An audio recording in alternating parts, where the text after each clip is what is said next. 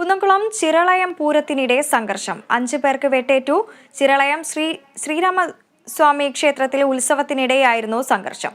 രാത്രി 7:30-യോടെയായിരുന്നു സംഭവം. ചിറയം സ്വദേശികളായ 39 വയസ്സുള്ള ഷൈൻ സി ജോസ് ലിയോ, വൈശ്ശേരി സ്വദേശികളായ ജിനീഷ് രാജ്, ജെറിൻ, നെബു എന്നിവർക്കാണ് വെട്ടേറ്റത്. 2 പൂരാഘോഷ കമ്മിറ്റികൾ തമ്മിൽ തർക്കം നിലനിന്നിരുന്നു. ഇതിനിടെ ആഘോഷങ്ങൾ അമ്പലത്തിനു മുൻപിൽ എത്തിയപ്പോഴാണ് ഇരുവിഭാഗങ്ങളും തമ്മിൽ ഏറ്റുമുട്ടിയത്. സംഘർഷത്തിൽ ഗുരുതരമായി പരിക്കേറ്റ ഷൈൻ സി ജോസിനെയും പരിക്കേറ്റ സുഹൃത്ത് ലിയോയെയും സംഭവസ്ഥലത്ത് ഡ്യൂട്ടിയിലുണ്ടായിരുന്ന sub inspector Jyothis, civil police officer Shafeeq എന്നിവരുടെ നേതൃത്വത്തിൽ കുന്നംകുളം മലങ്കര ആശുപത്രിയിൽ പ്രവേശിപ്പിച്ചു. തുടർന്ന് കുന്നംകുളം നന്മ ആംബുലൻസ് പ്രവർത്തകർ തൃശൂരിലെ സ്വകാര്യ ആശുപത്രിയിൽ പ്രവേശിപ്പിച്ചു. പരിക്കേറ്റ വൈശ്ശേരി സ്വദേശികൾ കുന്നംകുളം താലൂക്ക് ആശുപത്രിയിൽ ചികിത്സ തേടി.